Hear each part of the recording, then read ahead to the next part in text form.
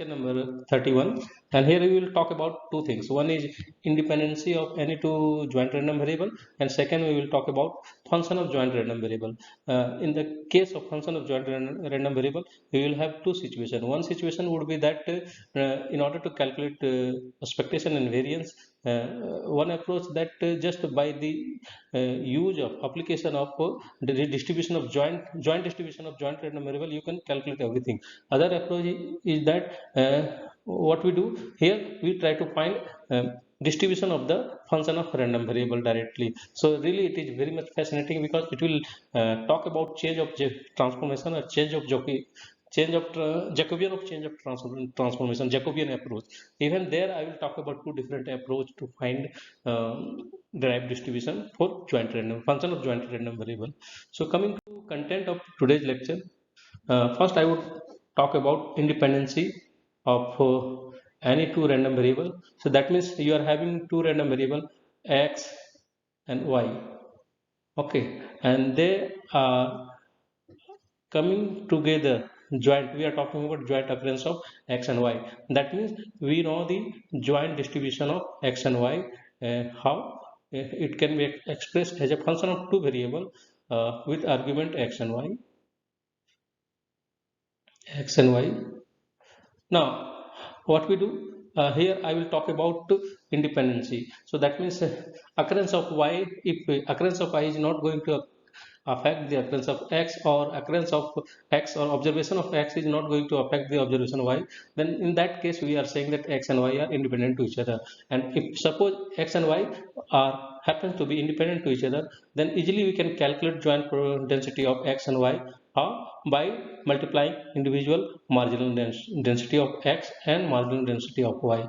That means this is only true in case of what we call it independency. So this assumption is really very specific kind of assumption, but it is solving a lot of problem. You will see in next module it is solving a lot of problem. So this is the definition of independent. This one is one definition that we express joint property as a product of individual marginal property. There is one more approach that directly coming from definition of independent random variable, and that one is more intuitive in sense that what you do, find conditional density of x, and if what happens, if conditional density of x is equal to the marginal density of x, then simply we can say that even after applying conditioning on y, the density of x is not changing. What does it mean? It seems to say that x is independent of y and vice versa. That means vice versa means also y would be independent of x. So this second definition I like more because it is more intuitive in nature. After that I will talk about that function of jointly continuous random variable. And if we are having function of jointly continuous random variable, that we will denote by a new random variable z. Z happens to be function of these two jointly continuous random variable x and y. And also we will have one more function in order to uh, go for vector approach, okay, or in order to get maximum benefit of what we call it Jacobian. So another function of x and y that we denote it by w. And if we are having this kind of functions, so definitely z will have distribution, w will have distribution. So we will talk about joint distribution of z and w, that we can get it through Jacobian approach. So we will talk about what would be joint distribution, and we can calculate with the help of joint distribution of x and y. So those calculations we will talk about, and there would be several examples as well. So coming to first part of this lecture, that regarding independency, first I will define what is a independency. That means if you are taking two random variable which occurs jointly, then how these two would be independent. If it is independent, then how it will help to compute all those related parameters. So those things we will see it here. So consider any two jointly continuous random variable x and y, and suppose it would be independent if conditional density of x is equal to marginal density of x. Then it will implies what? Simply if you go to define joint density with the help of multiplication rule, then we will see that joint density in case of independent random variable is nothing just product of individual marginal density. We can see it here like this way. Now we can further generalize this one, or simply we can say that this what we call it independency of x with respect to y that reflect through density, that can be generalized to cumulative distribution function as well. So if x and y those happens to be independent to each other, then we can simply say that the corresponding joint cumulative distribution function would be just product of individual cumulative distribution function. And also we can say that if you are willing to find a then expectation of product of those two independent random variable x and y, then it is very easy to find, because definitely it will be function of x y. X into y is what? It is a function of x and y, and in order to calculate that you have to apply expected value rule. So you don't go to that directly. If you are having information x and y happens to be independent to each other, then what you do, you know about x, you know what y, so easily find expectation of x and expectation of y, and the product of corresponding expectation will give the expectation of x into y. So very easy. So calculation becomes very simple in this case of notion of independency. So here I will take one example. The various example will come later. So consider we are having two jointly continuous random variable. Suppose we don't know whether these two random variables are jointly continuous. Definitely these are jointly continuous, but we don't know whether these two are independent or not. So just we are having joint density of uh, any two jointly continuous random variable. So first joint density is given like this way. So that means this density is defined over what Mm, uh, half plane, or simple first quadrant. We can say that where x and y both are positive. So the density is defined, it is like twice of e to the power minus x minus 2 of y in positive quadrant. That means first half quadrant, no, no, first quadrant. Okay, and outside that it is 0. It is taking, that means if you define domain of the density function, that means observation of the value of the jointly continuous random variable.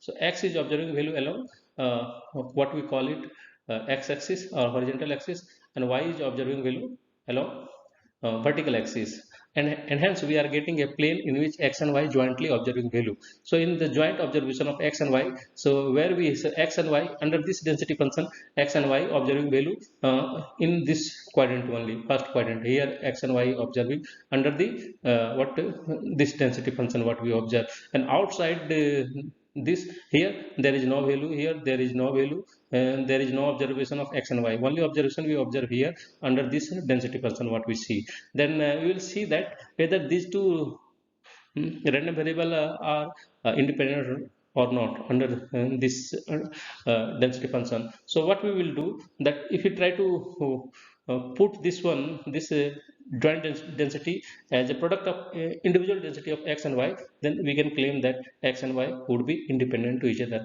But if we fail to put in that as a product of marginal density, then we can say that it would be not independent, that would be dependent. Okay, so we will see it here. So it, what we see, this first joint density is exponential in nature, so easily we can uh, use the characterization of exponential function, and through that we can express this one as product of two exponential. One exponential is e to the power minus x, and this unit function we are taking for the sake of simplicity, that uh, here this one is taking non-zero value against uh, positive x, and similarly this density is taking non-zero value against positive y. So that's why in that perspective we have expressed. So we can say that it is what, it is a marginal density of x, it is totally separated. So here density is a function of two variable.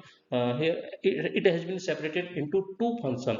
One function is completely vary with respect to x only, and second function is function of y. So easily we can say that it is in separated form, and hence we can say that the corresponding random variable x and y happens to be independent to each other. So we don't need to find marginal density or conditional density directly. Say direct directly we are getting result from the form of this density. But if you talk about second density, here directly we can't say that x and y are dependent or independent. So what we have to do, we have to find here marginal density of x, we have to find conditional density of x given y, and we will see that whether these two are equal or not. If these two are equal, then we can say that it would be x and y would be uh, independent. If these two are not equal, suppose it is not equal, then we will claim that x and y would be dependent.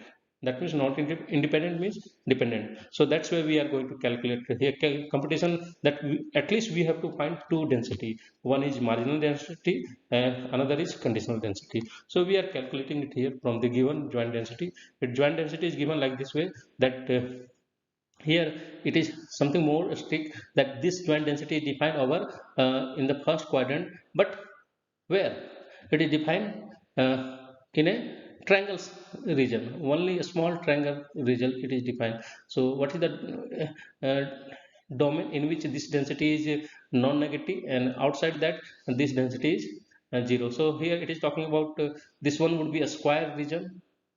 Okay, and here in a square region, we observe here that x would be less than equal to y. This axis, diagonal axis, we will call it what? This one is equation of y equal to x. It may go further. This one is, we can call it y equal to x. So if you come this side in upper part of the triangle, upper triangle part, then where we will observe that x value would be always here less than y. So here density is defined, and it defined over this region, and taking non-negative value over this region, non-zero value over this region, and outside this triangle the density is 0. So our domain of interest is only this. We will focus on our only this is the domain of interest. You put here this point would be 1, this point would be 1, this point would be 1 comma 1, 1 comma 1. 1 means it is just x equal to 1, then y is here 0, here it is x is 0 and y is 1. So we have already given all the notation regarding that. So this density is non-zero over here, only this triangle region, and outside that this density is 0. It is already mentioned. Now we are trying to find the marginal densities of x. So how we can find? So we marginalize with respect to y. That means we need to integrate this density with respect to I. Then y will be exhausted. So we know that we need to integrate from minus infinity to infinity, but we density is 0 except this what we call it triangle region. So we have to see the variability. We are integrating with respect to y. So integrating element will, what would be the limit would be decided by this vertical line. So this vertical line enters here. What is name of this one? Name of this one is, that means this vertical line enter at y equal to x and going out at y equal to 1. So that's why this one is deciding the limit of the integration, this. So that means here we are integrating with respect to y. So limit will be x to 1. So that is the way to define or compute limit. So we are having this integral, and just we can integrate it very easily. Y, here x would be what? It is fixed with respect, just we are integrating with respect to y only. So x will come out and that will also come out, and here remaining will be y. That means integration is very simple. Simply I would like to say that integration is this 4 times x times 1 minus x square, when here putting x is what, taking value between 0 and 1. Okay, so this is what it is, a marginal density of x. Now we will see we have to find conditional density of x as well. So in order to find conditional density of x, we need to find marginal density of y as well. So if it's in the similar fashion, you have to integrate the joint density function with respect to x in order to get marginal density of y. So that means we are integrating x. That means this integration is proceeding horizontally. That means this line, if you horizontal line you see in the domain, it enters where it enters. What is the name of this? A variation of x, it will talk about it enters x equal to 0 and going out where? It is going out at x equal to y. It is leaving the that mention region at x equal to y. That's why limit of integration is what with respect to x, it is 0 to y. You can see it here.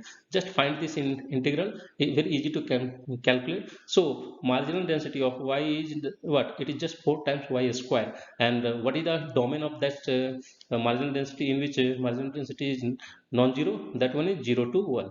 We got the marginal density of y. Now using these marginal density and what we call it, one thing, you can just multiply this density, marginal density, that first approach, and go for this definition. Second definition, first definition of independency is this one. So you are having marginal density of x, you are having marginal density of y. If you multiply these two, then definitely you will see that this product of marginal density of x and y, it is not equal to joint density of x and y. So we can claim that x and y are not independent. That means x and y are dependent under this joint density. So this is the way through which you can establish dependency or independency of any two given joint random variable, jointly continuous random variable. It is all that you need to calculate all these things. So what is, I'm giving you one homework. I have established this one. Yes, any question? Yes.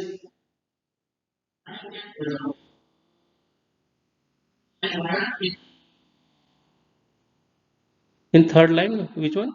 UFX. So, okay, initially I mentioned that UFX I am taking it in sense that when x is negative, this would be what? 0. It is unit function just I have taken. What is UFX? I am giving, you can see that this function is defined over only positive quadrant, first quadrant, and outside that it is 0, and outside that it is 0. So that's why, just to make a unified notation. So how you can put this one? So if you try to, I can write it like that, just e to the power minus x and e to the power twice of uh, y. Simply we can write it.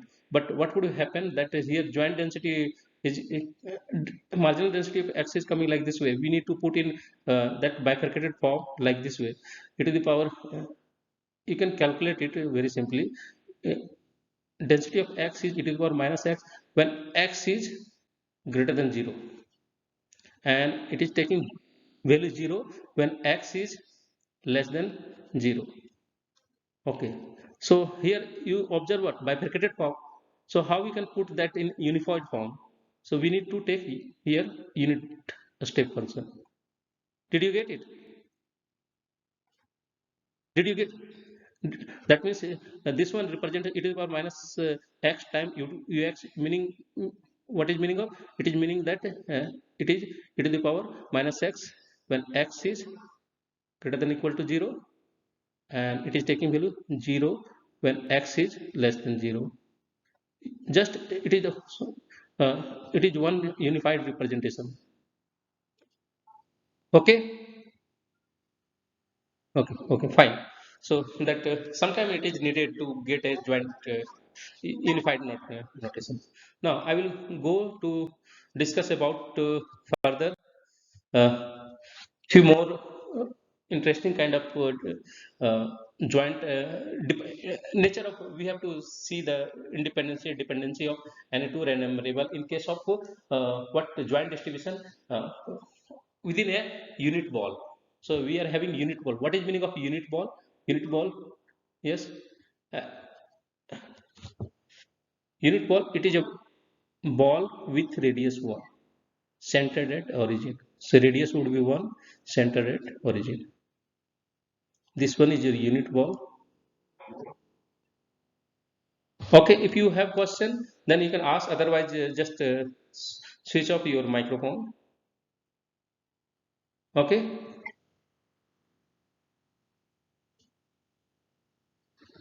fine. So this here, this point is what? It is origin. Radius is 1. So we are talking about distribution of x and y over this circular region, unit ball. And what is the name of this unit ball? You can express it, this you can denote it by b 0 1. 0 means center is 0, 1 second this second one, it is talking about radius is 1. So it is one notation of, in math 1 you might have already seen this kind of unit ball in R2. It is a unit ball in R2. So same kind of situation we are taking. So consider a unit ball. It is defined as it is collection of all those points which is in the unit disk, x square plus y square less than equal to 1. As that means x and y such that x square plus y square less than equal to 1. Okay, and suppose we choose any point from this uh, unit disk. Okay, and how we are choosing, how we are selecting, we are selecting uniformly at random. That means our density is uniform, constant. It is constant. And what is the density? Density, it can be given as, we say that if we are taking any point from this unit ball, then density is constant C, and we are not observing any value outside the unit disk. That means density is, if we are not observing, simply density would be 0. So that is the thing. Now our job is that we have to calculate what is the value of C. So easily we can calculate value of C. How we can calculate value of C? So we know that if you integrate joint density over minus infinity to infinity, then that joint, that satisfy normalizing condition. But we are not worrying about to integrate over the complete plane. Why? Because density is non-zero only within this disk. So we have to integrate within disk. And what is the uh, limit of x and y within this?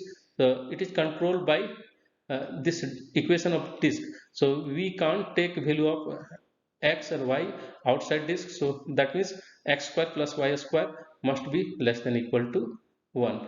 And we know that this quantity is constant, so it will come out, and it becomes, what does it become? It is just talking about C times uh, double integral uh, x square plus y square less than 1. And what is this one? This one is dx into d. Y is what? It is infinitesimal areal element. Area, infinitesimal area element. So you are integrating over all these this. So what would be this? This will give area of the circle. So we know that radius is 1. So easily we can find area of circle. What is that? That one is pi r square, and r is 1. So simply it would be c times pi. And from here we can deduce that value of c would be 1 by pi. We got the value of c. So this is the density of this uniformly distributed points within this unit disk. We got it. Okay, now question is coming, that one question I have already solved, that we have to find the c. That I solve it. C would be 1 by pi. Second question is that we have to find the marginal density, f of x and f of y. And third question, we have to find the conditional PDF of x and y. Conditional PDF of x condition on y. Condition, it is condition on y, and y is taking value between -1 to 1. And we have to see that whether these two random variables are dependent or independent. So it is just I am talking about that entity nature of definition of independency. Through that we will try to establish dependency or independency of x and y. So first is already done. Easily I have already calculated that value of c is 1 by pi. Next we have to find the marginal density of x. So and marginal density of y. So how we can find marginal density of x? So we marginalize the joint density with respect to x. That means integrate with respect to y, and after integrating, what you are getting? This value you are getting. This is the uh, marginal density of x. In the similar fashion, due to symmetry, we can get marginal density of y. This is the marginal density of y. Now how we can get conditional density of x given y? It is just ratio of joint density with respect to this marginal density of y. If you simplify, you are getting what?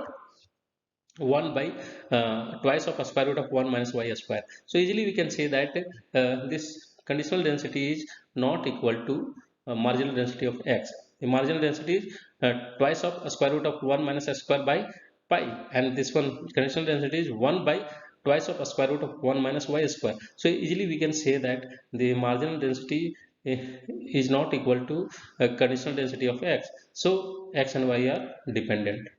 Here x or y are simply dependent. One more thing, if you try to see this conditional density of x given y, it is not a function of y, it is independent of x. That means it is constant with respect to x. So we can say that the corresponding conditional random variable, it is uniformly distributed. it is uniform random variable, we can say that. And in last class I had already told that this concept as well. Here it is uniform, this conditional density is uniformly distributed. Why? Because our joint density is uniformly distributed. That's why our conditional density is also uniformly distributed. Okay, so now we will go to discuss further thing of this lecture, that I told that we will discuss about function of jointly continuous random variable, and we will talk about derived distribution and related concept. So here we are having two random variables, suppose x and y. Those are given to us, jointly continuous random variable. Okay. Now how we can define function of those jointly continuous random variable, and how we can calculate related thing. So here coming one kind of things that first we have to find expectation of a function of jointly continuous random variable. So this expectation here, don't worry about here that competition of distribution or density of function of jointly continuous random variable. Here we will calculate expectation through expected value rule, and that also in short we are calling it lotus. What is meaning of lotus? It is saying that law of unconscious statistician. Okay, so that means it says that expected value of a transform random variable can be found without finding the distribution of the transform random variable. Without finding the, we don't need to find the derived distribution. Simply I would like to say that in order to calculate expectation, you don't need to find the expectation of transform of a random variable. Just what you do, you can take benefit of joint distribution of jointly continuous random variable. With the help of that, through expected value rule, you can calculate the expectation.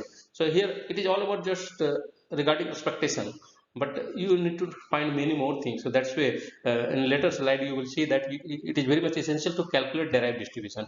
So simply how we will find that expectation of this function of a jointly continuous random variable, we can see it like this way. Consider x and y be two jointly continuous random variable, and g of xy, it is a function of these two jointly continuous random variable x and y. Okay, so what is the definitely it is a function of x and y.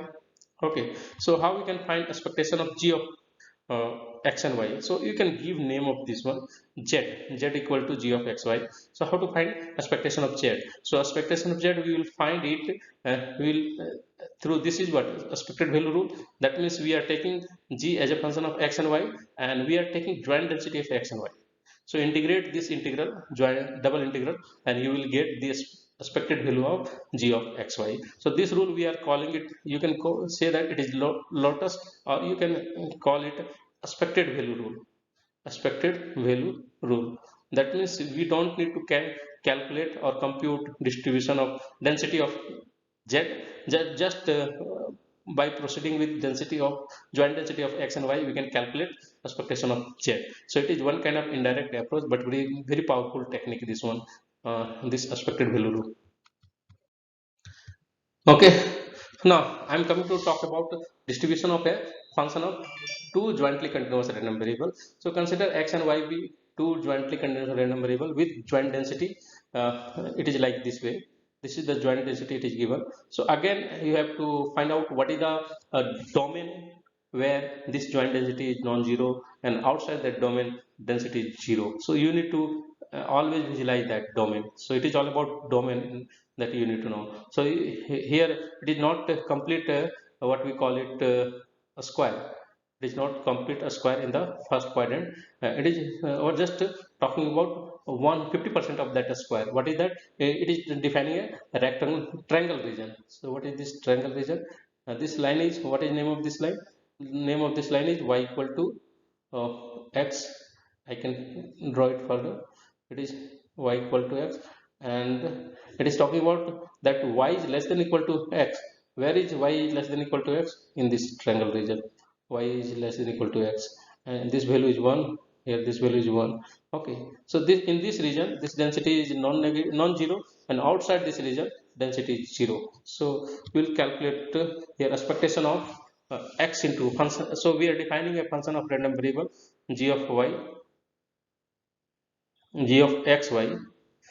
What is defined? It is defined as x times y square. Definitely this one is what? It is a function of x and y.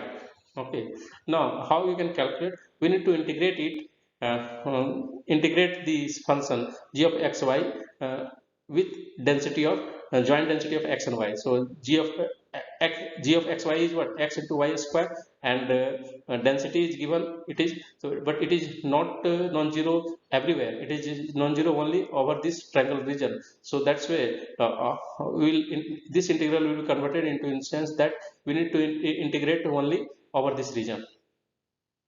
Over this region we need to integrate. Okay, so after integrating you will get this value. Okay, so smartly you have to integrate, it is not like that. First you are integrating with respect to x, so what you will commit mistake if you are integrating like this way. So you are going to integrate with respect to x first, because density is non-zero only over this triangle region, so you have to see the limit of x. So here you can observe that x enters here, y equal to x or x equal to y, and going out uh, what, y equal to 1. So at this at this point value of x is equal to 1. So we can say that limit of this integral with respect to x is what, it enters at y, x equal to y, and going out 1. So its limit would be here not 0, it would be y to 1 for for the purpose of integrating with respect to x.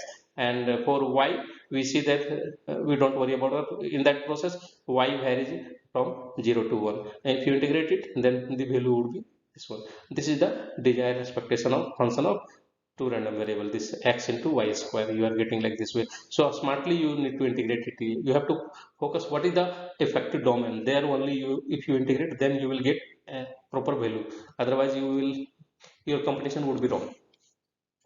Okay, now if you take z, we denote z as a function of this x and y given jointly continuous random variable, and we are interested in its distribution. So we can start, so in order to calculate distribution, I told that whenever there is issue with distribution or derived distribution, what you do, your first starting point would be calculate cumulative distribution function of that random variable, that would be your starting, and later we will see that after differentiation we will get our density. So first define cumulative distribution function of z. So how we define, we define it through this property that z is taking value up to z, a small z.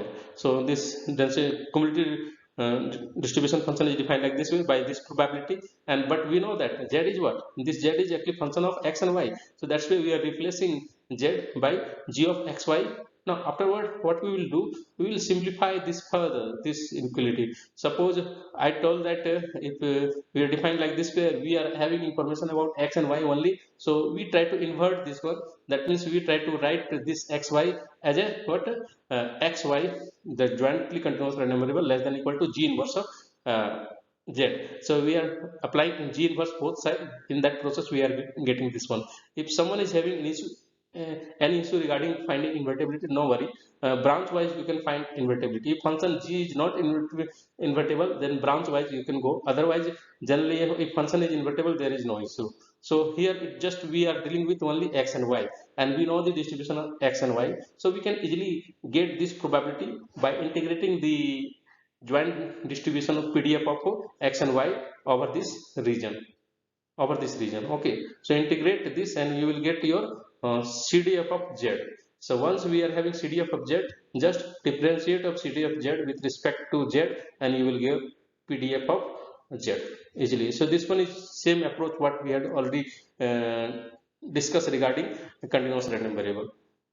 Okay, so the process is similar, but job is here little bit tricky. Same thing we can do it through derived distribution later. So density of function of two jointly continuous random variable. Here I am taking one example. Suppose call it, this one is example number 2. I think 2 or 3 it would be. Example number 3. Okay. Consider x and y be two independently distributed random variable over 0 1, a square region 0 1. It is independent, both are independently distributed. So easily we can find joint distribution of x and y by multiplying the corresponding density of x and y easily, because both are independent to each other. Now we are defining a new function that happens to be function of x and y as x into y. We are calling this z. We are naming it z. So we have to find the probability density function of this one and CDF. So before finding probability density function, we need to find CDF, because that approach always looks better So we will find first CDF of this one. So very easy to find CDF. So how we will find CDF of Z? So CDF of Z, it would be what? Just talking, we can write, define it through this property that Z is observing value up to a small z. And what is z? Z is actually product of x and y, so we will substitute z by x into y, and here we can simplify it like this way, that we are finding that this finding cumulative distribution function of z is equivalent to finding the property that x is less than equal to a small z by this random variable y. So here we know that density of it is already given, density of x and y is given.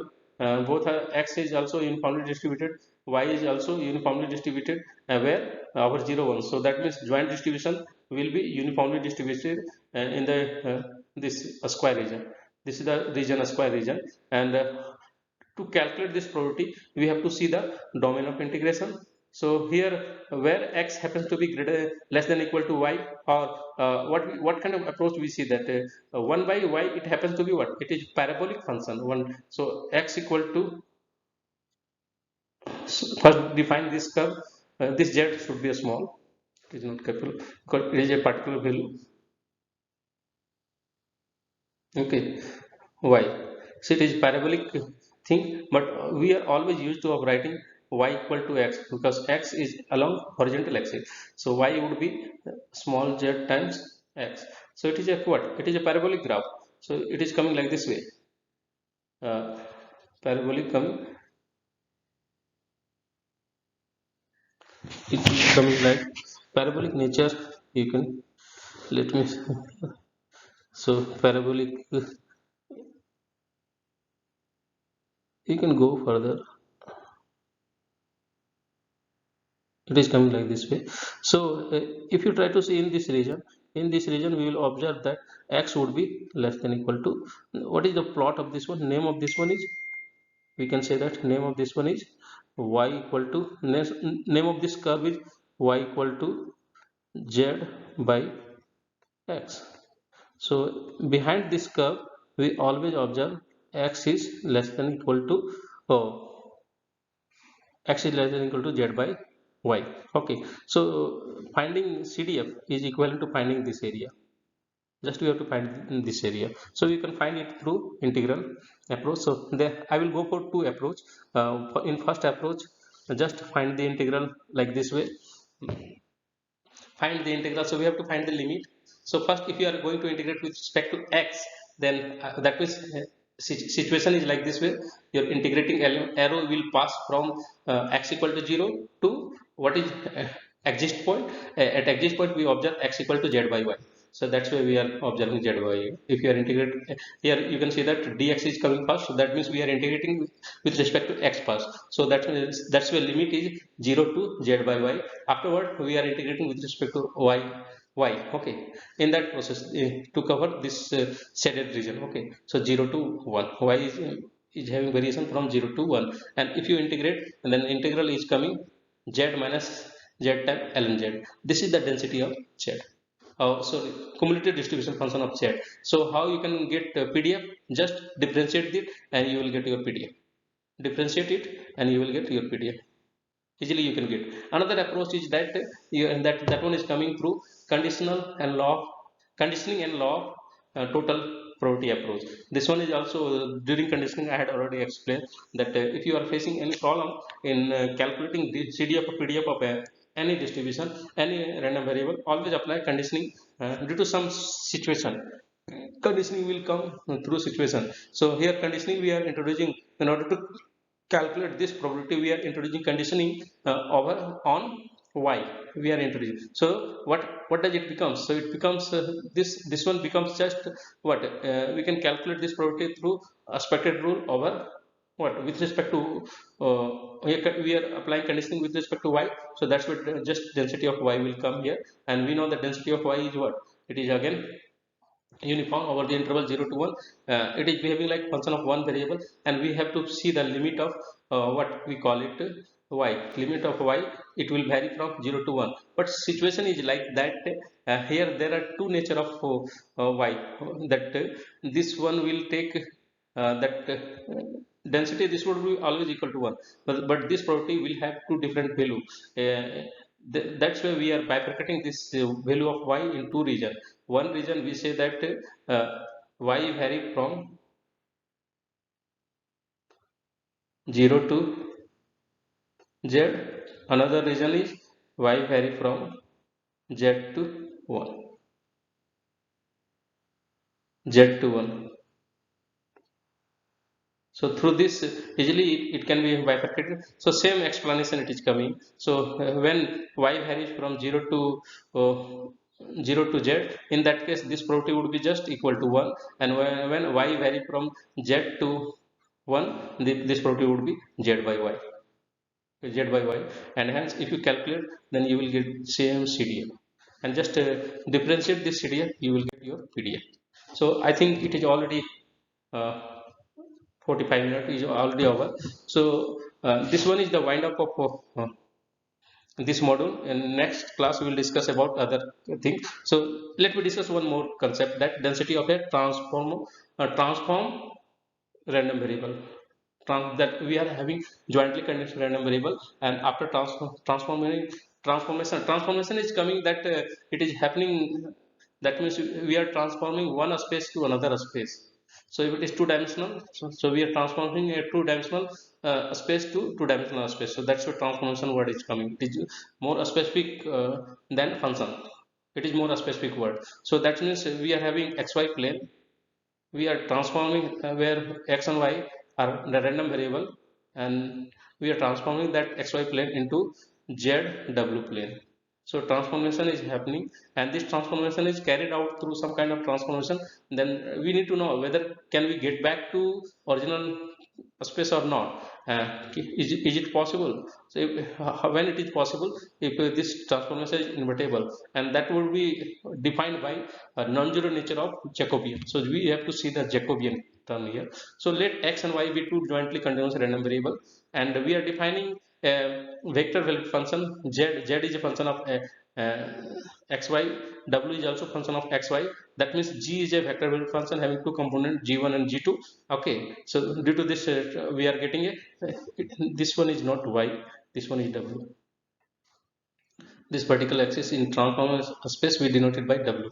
Okay, so existence of this transformation demands for several existence, and what we call invertibility, it demands several criteria. First criteria, the transformation must be bijective one-to-one map, and apart from that, the partial derivative must be continuous. Partial derivative must be continuous. Okay, for existence of invertible transformation. And if such scenario is there, then easily we can define inverse of g, that we denoted by h. G inverse, we are calling it h, and hence we can express x and y as a function of z and w. That means this one is h is the, if you are calling this one is the g which map xy plane to zw plane, then h, which is the inverse, which map back or transform back zw plane to xy. So that situation is coming here. Okay, so we have to find this transform density or density of transform random variable. How we can find? We can find it through same like function of one variable. We had already discussed about joint derived distribution. In the similar fashion we can find. So how we can find this derived distribution would be product of the or distribution given to you times Jacobian. This one is Jacobian is coming. What is Jacobian? It is just what it is talking about. What the determinant of the Hessian determinant of the change of what we call it Jacobian.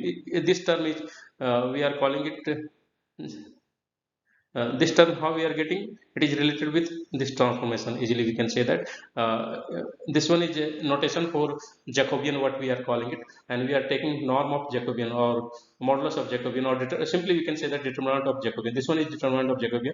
So this one is Jacobian, and Jacobian easily we can find it. It is having just it is a transformation from 2D to 2D. So Jacobian would be a two-dimensional matrix. First entry, that means what is it is a very specific notation you might have already seen in math 1. That means first you integrate, differentiate this h1 with respect to z, then h1 with respect to y. Next you have to differentiate h2 with respect to z, then h2 with respect to w. In order to get this one, it would be partial derivative of h1 with respect to z, partial derivative of h1 with respect to w, then partial derivative of h2 with respect to z, partial derivative of h2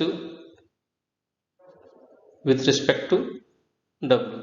So this one is the Jacobian matrix of Jacobian of the transformation, and just find the determinant. How you can find? You know the value of determinant. How you can find? What you do? Multiply this diagonal, subtract anti-diagonal, and take that subtract the difference of those. That will give you determinant. So here easily you can calculate all these things in order to calculate derived distribution of transform random variable. Easily you can calculate. So I have taken one example, but it is going beyond of time.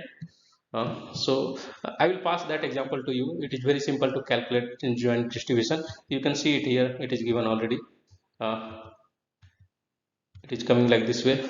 We are having z equal to twice of x minus y, w equal to minus x plus y. Then we have to find this derived distribution. So how we can find? We can easily we can first it is already given x and y are independent standard normal random variable. So we can get this is the joint distribution of x and y. We are having formula for joint distribution of x and y, and we got all function g, direct function, and inverse function h.